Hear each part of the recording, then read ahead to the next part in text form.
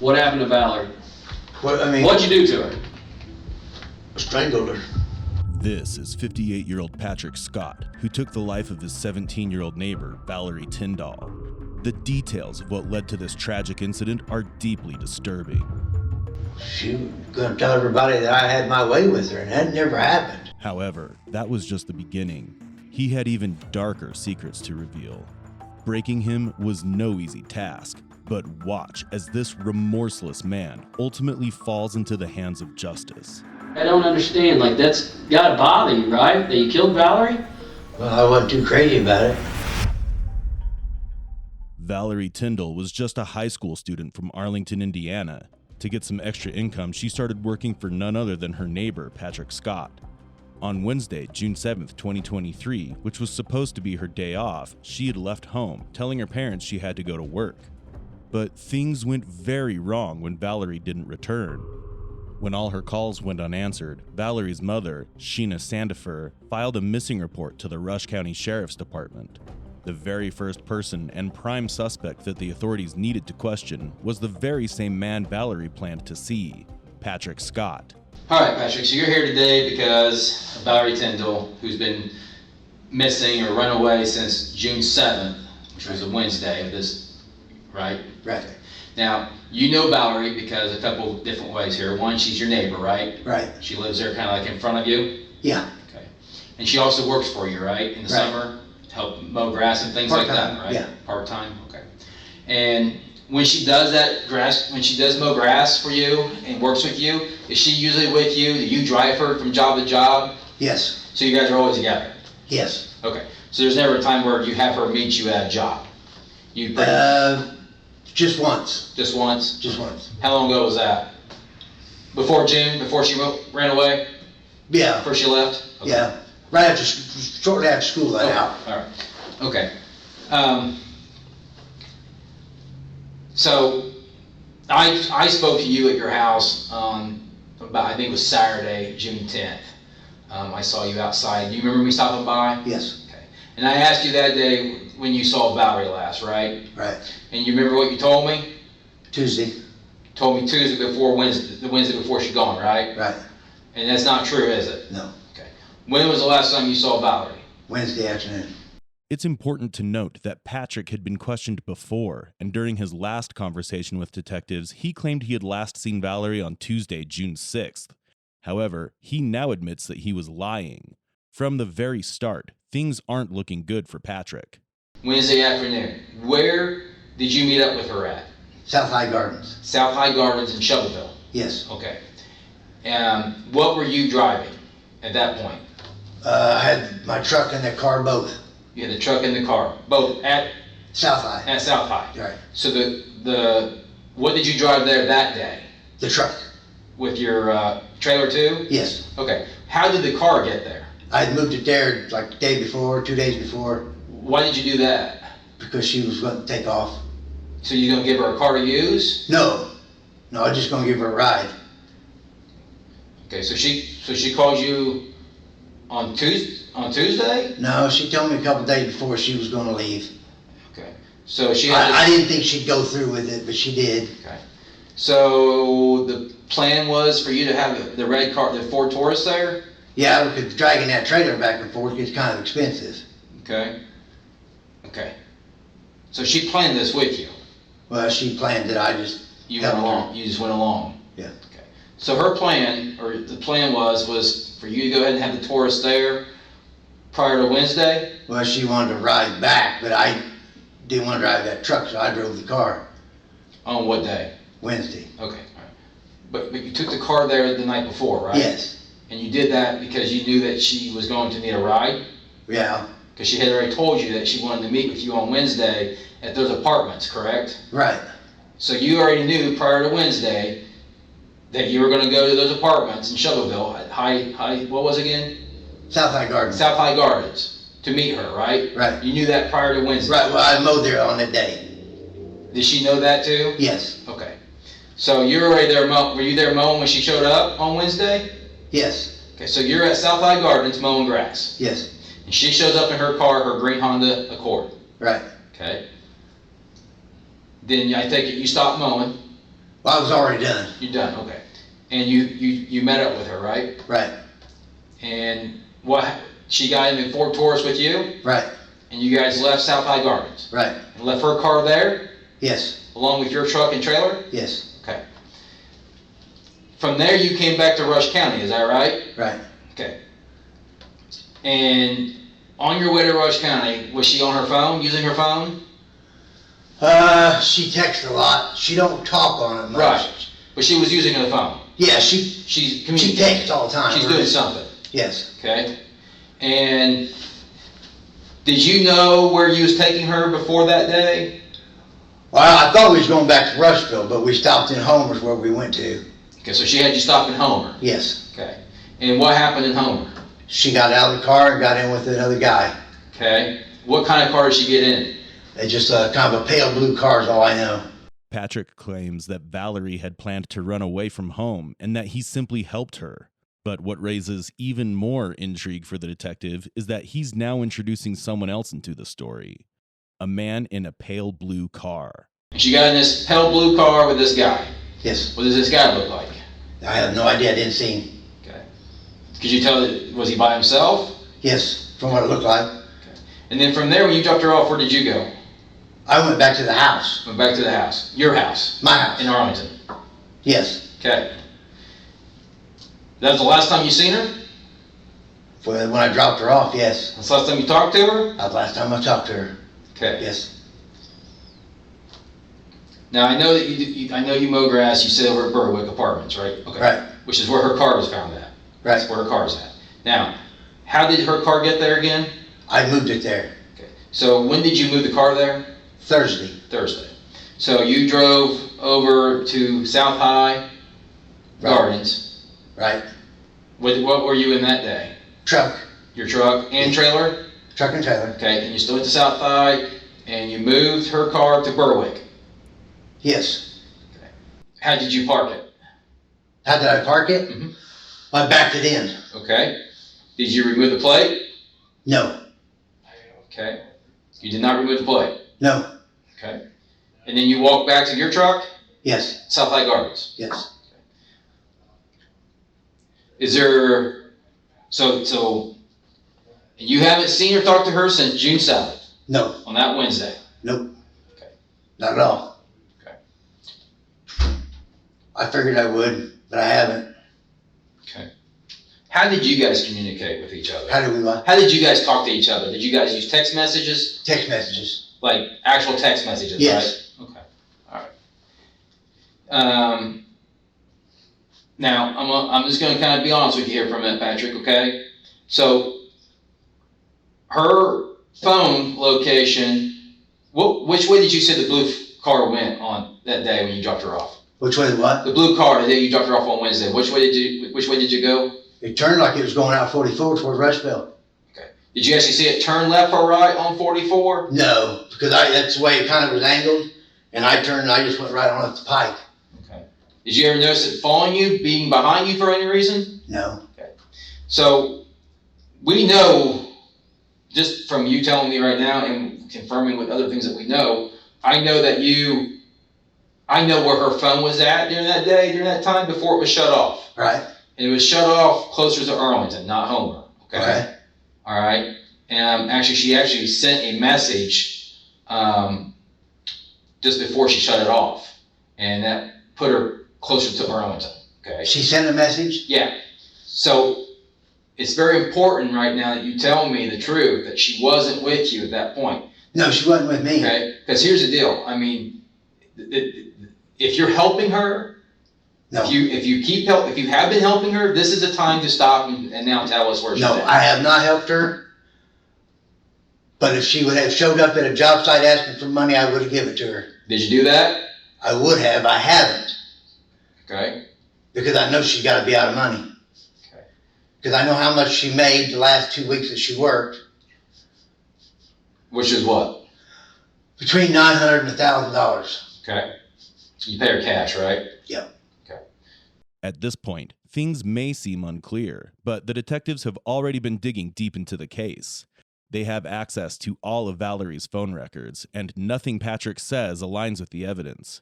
He's slowly but surely approaching the end of the road. But for now, let's see how long he can keep up with his fabricated story. Since you guys drive together and everything, who do you think she may be with? I have no clue. Give me some names though. You give me some names a little bit. I only know the one boy. And what was I don't even know him. I just know the name. What was that name again? Truck one morning a couple weeks ago, and she was pissed. I knew she was when she got in the truck because of the way that she was texting. I mean, she was violently texting. She then said, I asked her, I said, are you mad? And she was pissed because the boy dumped her. She talked him into taking her back, just so she could dump him a week later. Then he showed up at their house, I want to say Monday before she disappeared, and got his stuff. And he was pissed, she told me, the next day. Okay. And this is the kid that drives the pale blue car, right? No, he had an orange car. So this is a different kid? Yeah, there's 5 or 6 of them all the time.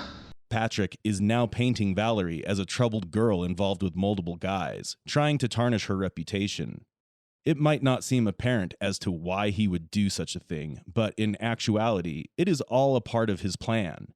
And soon, this plan of his will come to light. You think that was on Monday before she was gone? Right. No. I don't even know what he looks like. I don't know what none of them look like. You just know he drives an orange car.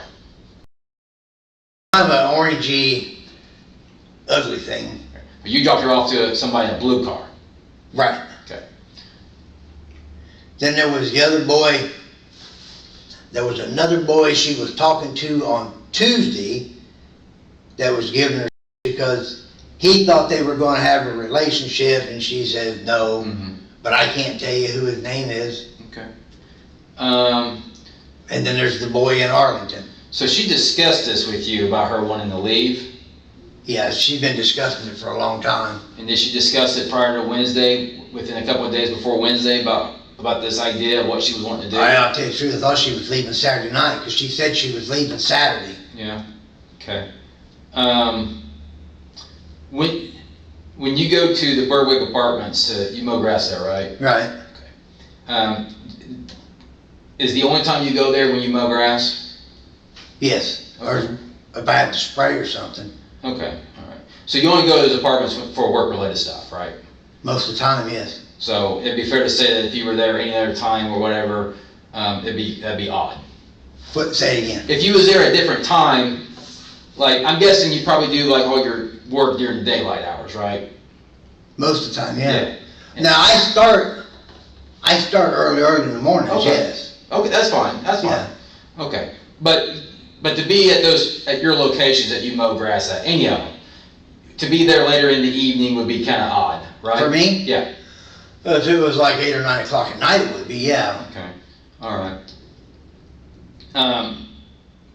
But you would probably have your equipment with you, right? Yeah. If you was doing work, like you have your truck and your Yeah. trailer, right? Okay. So have you ever been to Berwick without your truck and trailer? No.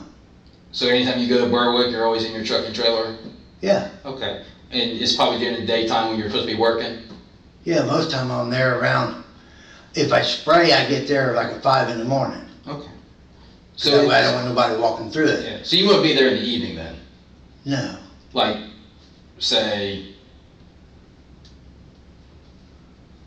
I'm trying to think here, 4 or 5 o'clock in the evening? No. Okay. But if you were, you'd be in your truck and trailer though, you said, right? Right. So why were you in that area on Friday in the tours? Friday? Mm-hmm. Patrick has no clue that the detectives have also been closely monitoring him. His story isn't holding up, and he needs to come up with another plan. But how far would Patrick go to hide his sinister side? Don't know. Was I over Friday? Yes, you were. Yep, you were. I'd be in the truck and trailer then. Nope, you weren't. You was in the 4 tours. Was I in the car? Mm-hmm. At Berwick? In that area. Yeah, in fact, I think you probably, I don't know if you knew or not, but you kind of acted in a way where maybe you thought you were being followed. My understanding is that you went through some cul-de-sacs, turned around, came back out, things like that. and some of the guys actually lost you for a minute. You see where I'm going with this? Yeah. See how this looks like maybe you're helping her, maybe you was going over there to see her on Friday for some reason? Yeah, I was in there about 4 or 5 o'clock, but I don't remember going to Berwick. I was over in that area. So were you trying to help her? Nope. Swear to God I wasn't. It's really hard to believe you right now. I know. Because, I mean, we started off on a bad thing here when you lied I to know, us. but I across the swear to back. God, if she's there, I don't know that she's there. Would there be some sort of plan that she had tell me what she said to you. What's the plan here? She obviously had a plan. I don't know. She told me 100 times she was leaving. In the beginning, I believed her. And then it wasn't there. She just, I'm leaving. Said she was leaving over the weekend. That nobody would ever know she was gone. But she didn't leave over the weekend.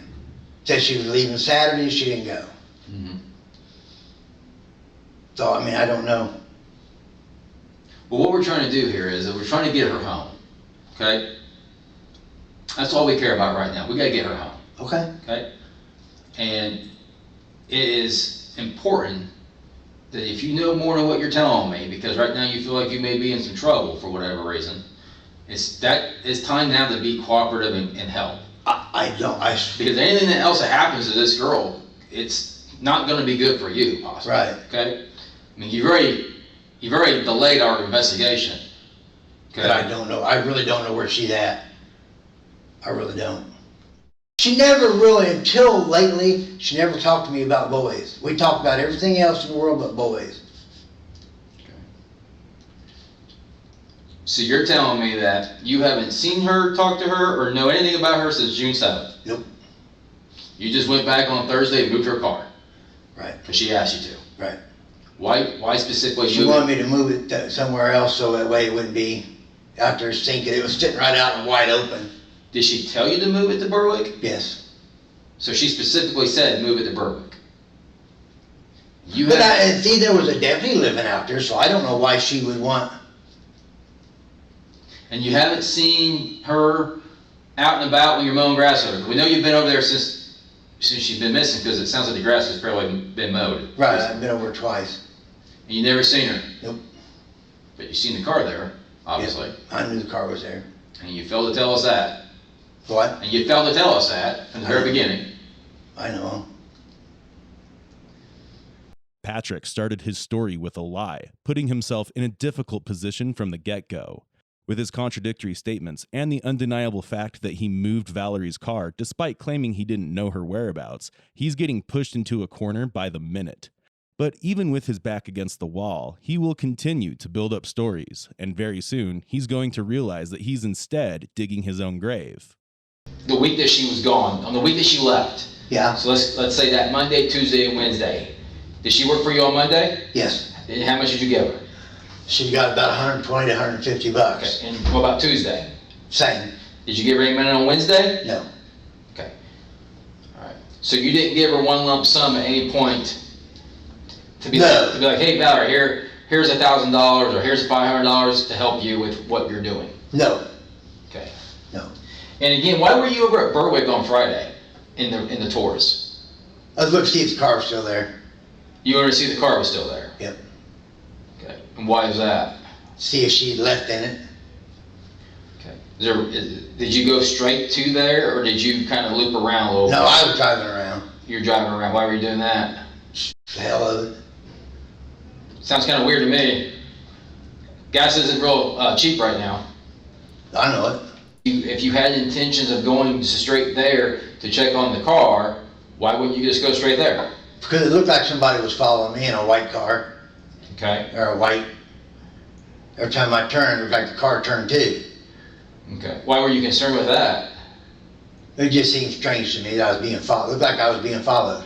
Okay. But if you weren't trying to hide this girl or anything, why would you just not go straight to the car? Who did you think was following you? Well, I didn't know. Okay. Patrick is trying to be sly here. He recalls the detective telling him that they tracked him near the Berwick area and that he was acting as if he was being followed. At that time, Patrick couldn't fabricate a story on the spot, but now he's trying to match the details of the detective so that they feel like he's telling the truth. So what numbers you have in here for Valerie? For Valerie? Yeah. I don't know. It'd just be under her name.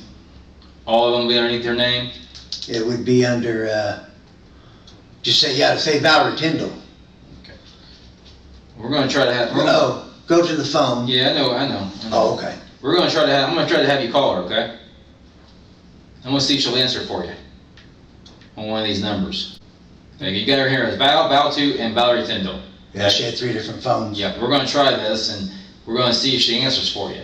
Okay. If she answers for you, you're not going to tell her where you're at, okay? Okay. You're just going to kind of have to play dumb. Okay. And try to get her to see if she'll meet you somewhere. Okay. Okay? I don't know, maybe ask her where she's at, or if you can meet up with her to help her, maybe give her some money, something like that. Okay. Okay? Yeah. All right? Try to figure out where we can meet her, all right? Okay. Where you can meet her, all right? Obviously you're not, but we'll see. Okay. All right? If she even answers. Oh, put it on speaker. I can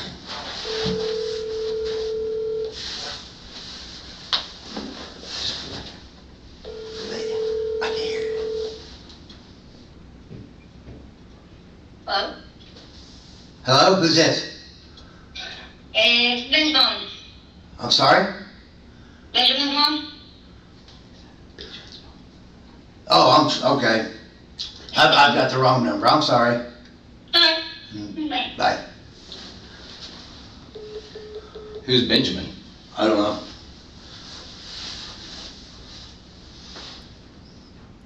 That's not good. Hey, we're going to call this number back, okay?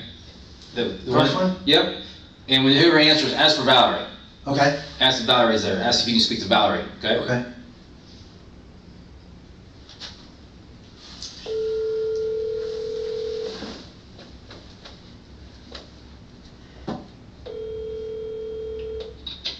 Hello? Is Valerie there?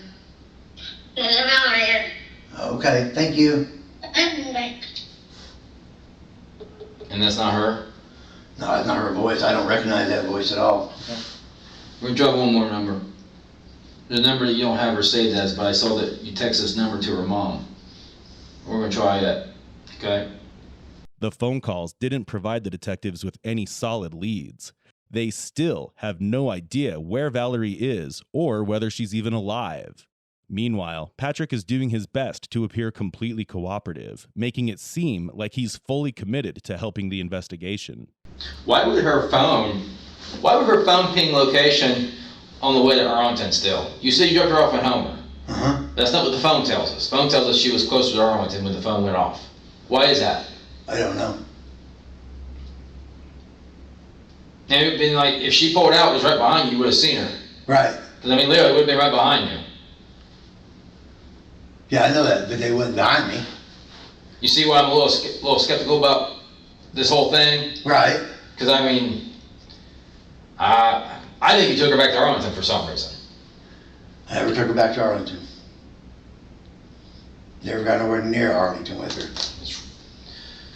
How's she getting food? How's she getting clothing? Well, I thought she would show up on a job site because she's got to have gone through that money. I really thought she would show up. She knows the schedule. It's just really hard to believe you right now, Patrick. It's really hard to really believe everything that you're telling me. You know what I'm saying? I know, I You know? understand. And right now would be the time to not lie to me anymore. I mean, if you're... I'm telling you everything I know. Alright. I mean, think of it this way. What if this was your daughter? What if the shoes were on there, what if the shoes were on your feet? Your daughter was missing and someone knew, or semi knew maybe where she could have been, right? I understand. Would you not want your daughter, would you not want that person to cooperate and start telling us where everything's at and what's going on? Would. But I really don't know where she's at. I haven't talked to her. Okay. Unfortunately, the conversation ended without any new leads, allowing Patrick to slip through the hands of justice. However, Patrick was charged with providing false information to law enforcement and was not off the hook yet. Then, on July 10, 2023, he was brought back in for DNA swabs. This time, however, the detectives weren't just asking questions. They already had some answers. And then you go bond out? Yeah, You go bond right out? Okay. yeah. And then, do you know the amount? Yeah, they said $10,000. Valerie's still missing, right? Mm-hmm. Okay, so any idea where she may be or anything like that? No, but by now I imagine she's probably running scared since I'm in trouble, so. Okay, But I haven't talked to her. I figured I would by now, but okay. You willing to answer questions if I ask you questions today? no, that I'm an attorney now. Okay, so we'll go back and do that. We got a few other things though today, all right? Okay, I have some search warrants to execute today for you, okay? okay. So, run through them real quick. What search warrants we got? I've got 3 search warrants to execute, okay? Okay. So one search warrant's gonna be for 2 swabs of the inside of your mouth, okay? And I'll Okay. read it to you, but I'll just explain them to you and then I'll read them all to you Okay. individually, okay? And you get a copy, you will get a copy of everything I do, okay? So you Okay. get a copy of the search warrant and then you get what's called a return, which means anything we take off the search warrant. So for example, the first one's for 2 swabs of your mouth. I'm going to give you a paper that says, I took 2 swabs of your mouth. Okay. And you get to take that along with the search warrant, okay? Okay. With that. So the first one that we'll do is for the swabs of your mouth. The second search warrant is for the address of 2366 North Oak Street Okay, for the property, okay? And the third search warrant is for 2394 North Oak Street, also in Arlington, for the property, okay? Okay. That's what the 3 search warrants are for. I will read them to you, and then I'll sign them when we execute them, okay? During this meeting, the detectives make it clear that they have the right to search every property Patrick owned. While he appears to be unfazed, deep down, he knows his time is running out. But before that final confrontation on November 28, 2023, investigators were about to uncover something on his land. Something so horrifying it would traumatize anyone who saw it. And even more disturbing was the twisted story Patrick was about to tell. 5 months, you and I have gotten to know each other, correct? okay. Correct? You've seen me a lot, right? Yeah. Okay. And every time we talk, we get along good, right? I reckon. We talk, right? We have no issue talking, correct? Okay. So here's the deal tonight. Now I normally don't do this, okay, but here's how I'm going to do this. I'm going to tell you, because here's why.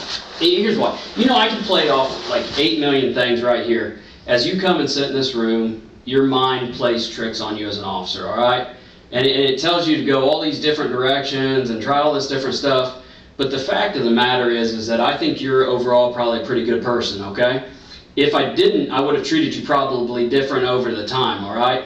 So today, as we drove in here just for 40 minutes and we just drove in together, in my head, as your head's doing of what's about to happen, in my head, I'm like, how am I going to talk to Patrick? And you know what I decided when I walked through the door? I'm just going to talk to you like a person, all right? And then there's times like you sit in this interview room and maybe that didn't happen in the past, all right? But the fact of the matter is that the natural human thing is when you do something wrong is you want to tell us that you did something wrong, okay? The other thing is that there's family involved. There's mistakes that's been made, okay?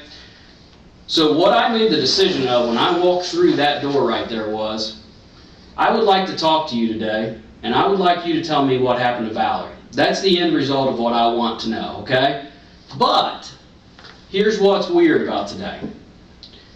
I'm going to tell you everything I know, okay? Okay. Because here's the deal. In the end, I believe you've done something to Valerie. What? I believe you've done something to Valerie, and we're going to prove it, all right? But what I want to know is the why. And what you want to tell me is I'm sitting here watching you tear up right now. You want to tell me the why, okay? So, does that make sense? I guess. I'm not trying to be a jerk to you, okay? That's what I'm trying to say. I'm trying to be a person to you that you understand. I sit across a lot of people, okay? And the day one I sit across, or the times I've sat across from you, you remind me of a common man that goes to work, that works his butt off, and is a family man that loves his family. That's what I get from you, okay? And I may be completely wrong, but that's what I got from you in the 5 months that I have known you, okay? So as the case went, and here it is, Patrick, I'm going to lay it out to you. But in the end, I really want you to tell me the why, okay? After 5 long months of relentless questioning and searching, on November 28, 2023, the detectives finally had the answers they needed. The perpetrator had been sitting right in front of them all along, and now they have the evidence to prove it. This is the moment Patrick's stack of lies is about to crumble. 5 months ago, June 7th, Valerie disappeared, okay? As June 7th went, that day, we know Valerie was with you. Admittedly, you told us that. In my timeline, I may be a little off on a lot of it because a lot happens in 5 months. And to be honest with you, I'm a little bit tired today, just like I'm sure you are tired, all right? But on June 7th, you drove Valerie ultimately back to your residence, okay? And you arrived at your residence at 12:59 p.m., okay? And then between 12:59 and roughly 4 o'clock, something happened. And our job was to fill the gap in to try to figure out what happened. And as the investigation unfolded, that led us to today, in which we found the box with Valerie's body in it behind your shed. Okay? Now I could have come in here and said, Patrick, do you know why I'm about to talk to you? Because that's the common thing. And that was the first thought in my head that I was going to do to you. And then I said, no. Because I think deep down you love Valerie, and I know you love your family. Okay? So I decided that when I come in that door just now, that I'm going to give you an opportunity to explain the why. Okay? Because we have her in the box. Okay? Wrapped up multiple times, taped up in the box of the OSB and the 2x4s that you bought, next to the box that we talked to you earlier about that had the videos in it. Had what? Had the videos in it. We've got her in the box next. So you know we have found her. And I didn't want to bluff you on that. I wanted you to know that. And as you're sitting there tearing up wanting to cry, all right? So, I'm going to read you your rights. This is the opportunity for you to explain the why. At your residence, we have you, Linda, and Elizabeth are the 3 adults that live on that property. Okay? Own the property. So let me rephrase that. Because it's at that storage shed. It's not the house. So you, Elizabeth, and Linda live there. You are the 3 that have access to that property. Okay? You are the 3 that have the potential to bury Valerie Tindall. Patrick, today's the day. The family deserves this closure. And you deserve this closure. Do you hear me? You deserve this closure because this has ate at you. We can tell that every time we talked, all right? So I'm going to advise you of your rights. Before discovering Valerie's body, detectives spoke to witnesses who recalled seeing Patrick set fire to his garage in the early morning hours of June 8, 2023. And just near that burnt-down garage were the remains of Valerie, identified by the pink nail polish she was wearing when she disappeared. And for the finale, with no more ways to escape, here's what Patrick had to say. Well, I do. I mean, What happened to Valerie? Valerie got carried away. Doing what? Huh? Doing what? Doing what? Mm-hmm. Just lay it out to me. Lay it out to me. What happened to her? She tried to blackmail me into buying her a car. Okay. And what happened? She thought she was going to seduce me and it wasn't going to happen. Things just got carried away. Well, explain that to me. What's that mean? Does Linda know about it? Nope. Okay. Nobody knows. It's your chance to tell me what happened. She tried to seduce me and I wasn't going to have it. But what happened to Valerie? That's where you're stopping. What, I mean, What'd you do to her? What'd I do to her? What'd you do to her? Tell us what you did to her. Strangled her. With what? A belt. Okay. And then what'd you do with it? I moved her into the office Okay. How long was she in there? till the next day. Okay. What did, where's the belt at? It's gone. Okay. You left her in the office till the next day. Then what happened? Then when I got home the next day, I just made that box. Okay. What about the hole? The hole was already dug. But it wasn't for that, it was because I was going to throw concrete in it. What about the other box? Just put in it. Well, did you build two that day? No, just built one. So you strangled her. What room were you in when you strangled her? Right there by my bedroom. Like in that little entryway? Had you and Valerie been in a relationship? Never. Okay. So you said she tried to seduce you for the car. Well, explain to me what happened. She was wanting to come on to me. Did she say she was going to get you in trouble, or? Yeah, she was going to tell everybody that I was making moves on her. Okay. I wasn't going to have it. Okay. It just, things got out of hand. Where'd the belt come from? It was mine, I had it on. You had it on? Okay. So explain to me what happened there in that room. Like, how'd you get the belt on her? I was fighting her off and I took it and threw it around her. Why were you guys fighting? Because she was trying to take her clothes off. Okay. And it wasn't going to do it. Okay. And then you guys got in a fight? Yeah, kind of a pushing and shoving thing right there. Okay. And then you took your belt off, and then what happened? I put it around her neck and I held on to it till she quit. Okay. And what'd you do afterwards? Like, what was going through your head at that time? I didn't know what to do with her. What did you first think about doing? Huh? What was your first, what were you thinking about? Trying to figure out what to do with her. And how long did you hold that? Give me a ballpark of how long you held the belt. On her? Yeah. Just quit moving. Okay. Did you know she was dead then? I pretty much figured so. Okay. And so you put her in the office, and then the next day you built the box. Where'd you build the box at? Backyard. Okay. And then when did you put her in the box? That same day I built it. So the 8th, correct? So 7th she went missing, the 8th you built it. The day she went missing, no, I built it the next day. You built it okay, so she went missing the 7th, you built it on the 8th. Yeah. Where'd you get your lumber at? I already had it. This story is deeply disturbing, but what's even more unsettling is Patrick's complete lack of remorse. He remained eerily casual, shifting blame onto Valerie and portraying himself as the victim. His behavior is as pathetic as it is horrifying. There's no denying it. Patrick wasn't just a liar, he was pure evil. Explain to me how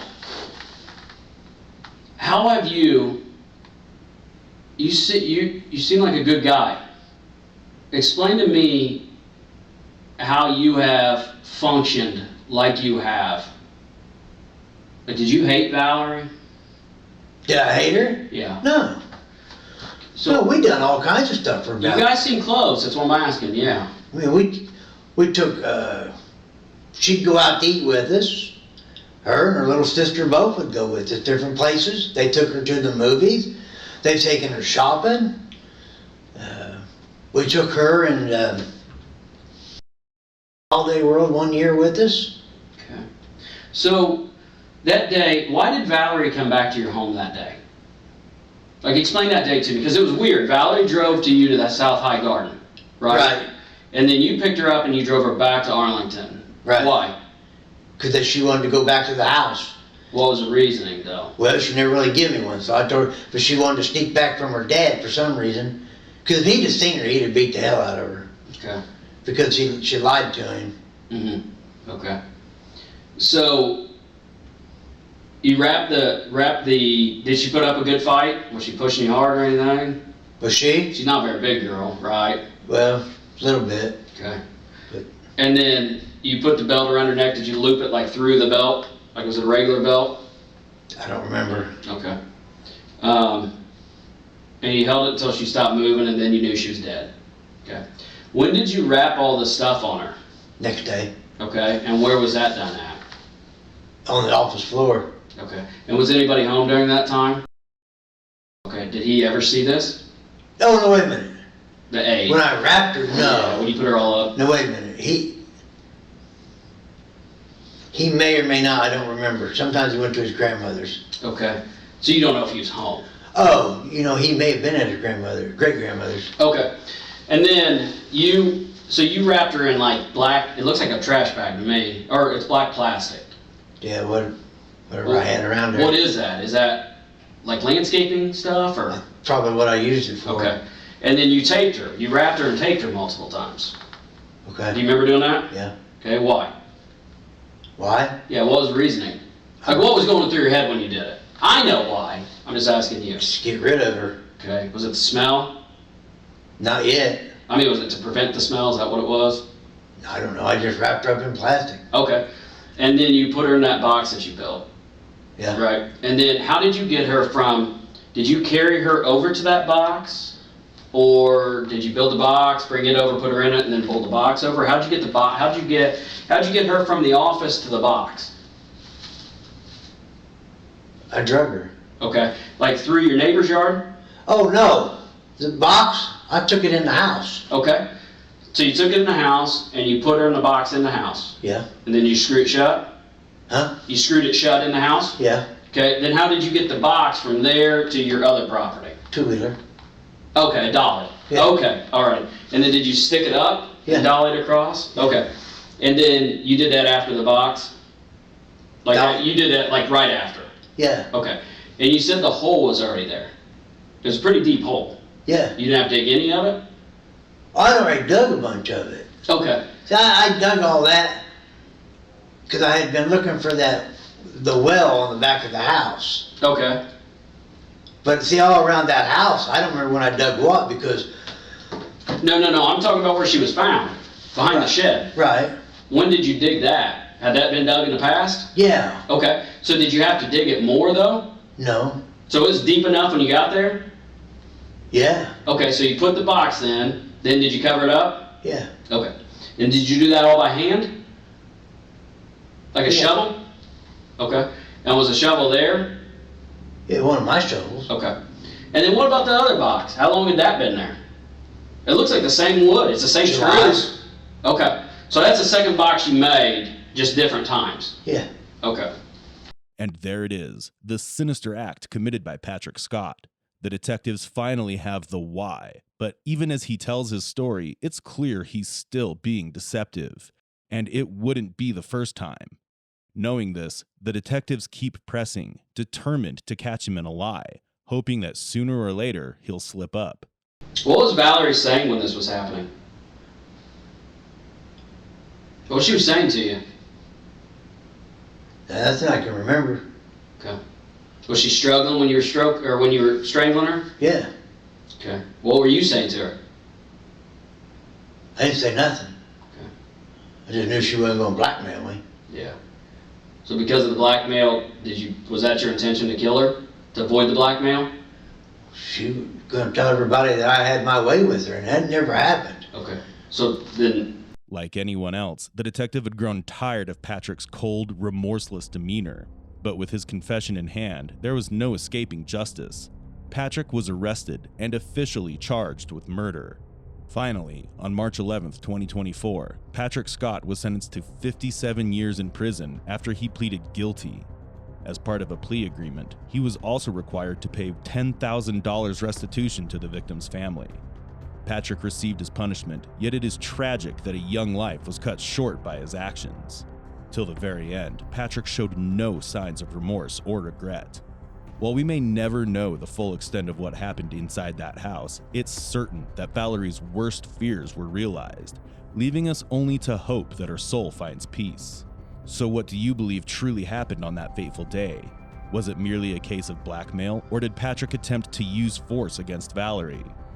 Feel free to share your opinions. We'd love to hear from you. If you have any cases you want us to cover, please share your suggestions in the comments section. Also, like, share, and subscribe to our channel to uncover more cases like this from around the world.